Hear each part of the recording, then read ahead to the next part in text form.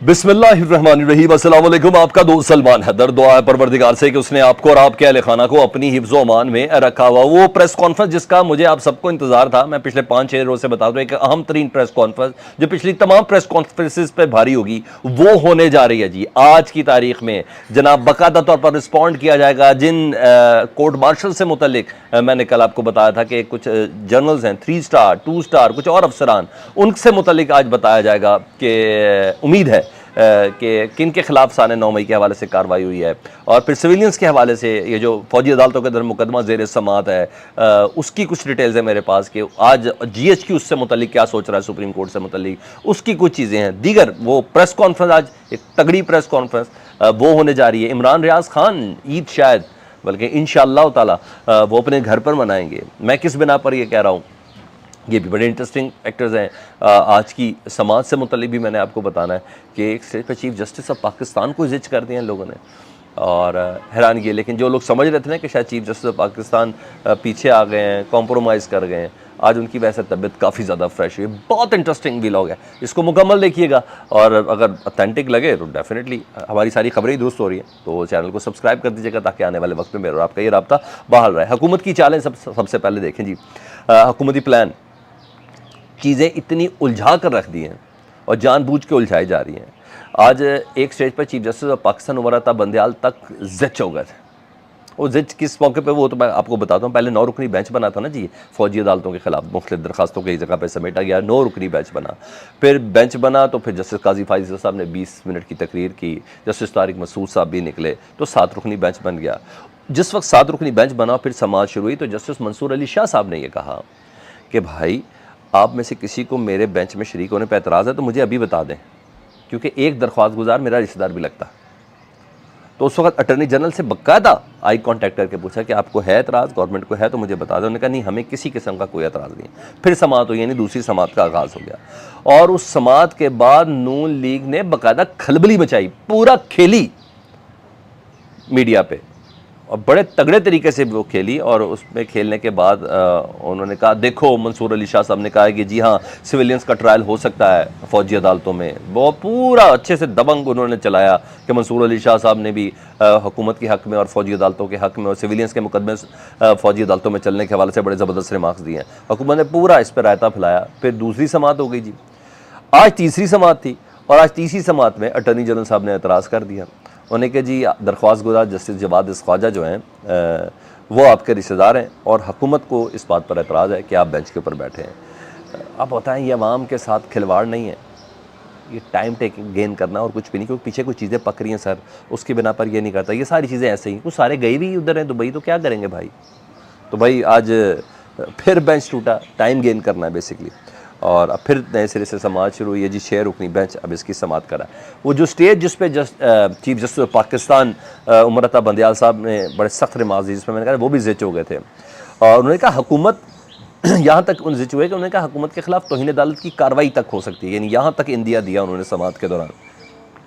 ऐसा कभी भी उन्होंने नहीं कहा। अटॉर्नी जनरल को कहा कि आप चाहते क्या हैं, कि आप तनाज़ा चाहते हैं, आपकी मर्जी से बेंच नहीं बना सकता। जस्टिस मंसूर की अहलियत पे आपने शक किया, इसकी अहलियत पे किसी को कोई शक नहीं है। अदालत ने पहले भी तहम्मुल का मुजाहरा किया। अदालत के फैसलों पर अमल इखलाकी जिम्मेदारी है। हमारे पास फैसलों पर अमल के लिए, सर ये बड़ा पॉइंट है, अदालत के फैसलों पर अमल इखलाकी जिम्मेदारी है। हमारे पास फैसलों पर अमल के लिए कोई छड़ी नहीं है। आज छड़ी का जिक्र किया उन्होंने, ध्यान में रखिएगा। मगर बहुत से लोगों के पास छड़ी है, बहुत से लोगों के पास छड़ी है, लेकिन उनकी इखलाकी अथॉरिटी क्या है। अब पहली दफ़ा छड़ी की बात की तो आपको पता छड़ी किसके पास होती है, ये एक ही इदारा जिसके पास छड़ी होती है। और मतलब फप्ती कसी बताया उन्हें कि सर आप लोगों की जिम्मेदारी, बता रहे हैं अदालती फैसलों पर अमल ना करने वालों को, जी हाँ वही सब कुछ कर रहे हैं, जो कुछ भी करा रहे हैं। इस वक्त जो सिचुएशन है वो चल रही, बाकायदा चीफ जस्टिस ने इस छड़ी से मुराद यही बताया। और मतलब वही सब कर रहे हैं, चीफ जस्टिस ने कहा। फिर कहा जाता है कि चीफ जस्टिस ने कहा, कभी कहा जाता है कि बेंच दुरुस्त नहीं है, कभी हम ख्याल जजेस का हमें ताना दिया जाता है। अदालती फैसलों पर अमल ना करने वालों को सज़ा नहीं दी पहले तहम्मुल का मुजाहरा करके। वही उन्होंने मई के इंतखाबात, पंजाब के इंतखाबात के हवाले से कहा, उन्होंने कहा हमेशा तहम्मुल का मुजाहरा किया है। हम समझते हैं कि वक्त एक कदम पीछे हटने का था, लेकिन नहीं। और वो लोग जो समझ रहे थे ना कि चीफ जस्टिस थोड़ा पीछे आ गए, तो आज मुख्तलिफ थे चीफ जस्टिस। पहला चीफ जस्टिस ने सलमान अकरम राजा को कहा दलाल ज़रा जल्दी जल्दी करें, चीफ जस्टिस भी कल तक इस मामले को निपटाना चाह रहे हैं। यहाँ तो ये चीज़ होती है। उधर मैं उस छड़ी वालों की बात करता हूँ जी।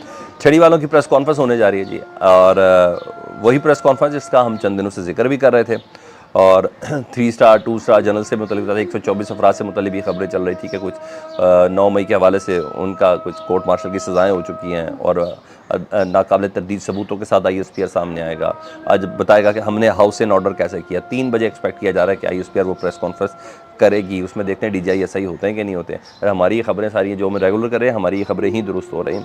तो प्रेस कॉन्फ्रेंस का मकसद डेफिनेटली 9 मई के हवाले से बात करनी है जी, और कुछ सबूत अवाम के सामने रखने, कंक्रीट सबूत सामने रखने हैं, बताना है कि हाउस एंड ऑर्डर कैसे किया हुआ हमने, और फौजी अदालतों के हवाले से जो केस सुप्रीम कोर्ट में चल रहा है, आज रिएक्शन आना है। वो रिएक्शन जिसमें यह बताया जाएगा कि GHQ इस इस सारी सिचुएशन पे क्या सोच रहा है, इन फौजी अदालतों को जो खिलाफ जो कार्रवाई के हवाले से अदालत से रब्ता किया, वो GHQ इस सिलसिले में क्या सोच रहा है, ये बड़ा मैटर करना जी। और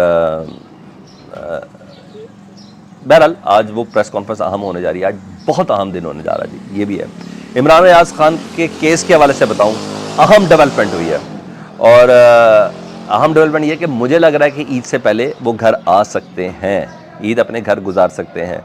जिस तरीके से वकील अली अशफाक साहब ने, याद है पिछली ईद भी उनकी बात थी, तो ईद पे आ गए थे बाद, जब दाढ़ी वाइट थी तो उन्होंने कहा दाढ़ी वाइट क्यों है, तो उन्होंने कहा मैंने कुर्बानी करनी थी, कुर्बानी तक मैं शेव नहीं करता। तो आज जिस तरीके से अली अशफाक साहब ने कंक्लूड किया आज दलाइल को, आज समाअत में 5 मिनट की समाअत हुई, जज साहब खुश हुए और बहुत कुछ हुआ, 5 मिनट में ख़त्म हुई।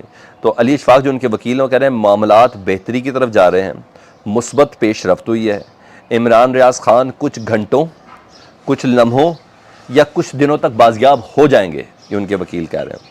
अहम जुमला था। फिर जज साहब भी ने खुशी का इजहार किया और फिर 5 जुलाई तक समाअत मुलतवी कर दी। इंशाअल्लाह ताला इमरान रियाज खान ईद अपने घर पे करेंगे, मुझे ऐसा लगता है।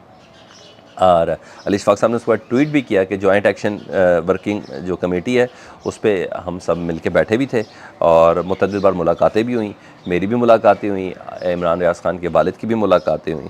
तो वाज़े इशारे हैं, वो कहते हैं कि उसमें उनकी बाजियाबी के हवाले से। तो इमरान रियाज खान के हवाले से भी एक अच्छी खबर है। उधर नवाज शरीफ साहब, अबू ज़ैबी और फिर ये सब चीज़ें, तो वो कुछ ज़रा वो कहते हैं ना मेरे साथ धोखा ही ना हो जाए, जो मुझे गारंटी के अंदर मिल चुकी हैं, तो ये ना कोई ऐसा काम हो जाए, तो ज़रा शेखीन से कुछ अप्रूवल ले आऊँ, उनसे एतमाद में ले लूँ, या उनसे बात कर दूँ भाई देख लेना कोई ऐसा है तो नहीं, क्योंकि बहादुर लीडर है तो वो भागेंगे नहीं। तो इस बार आना चाहते हैं, तो वो कहते हैं कि मैं पाकिस्तान में इन तमाम चीज़ों की मौजूदगी में आऊँ। मुझे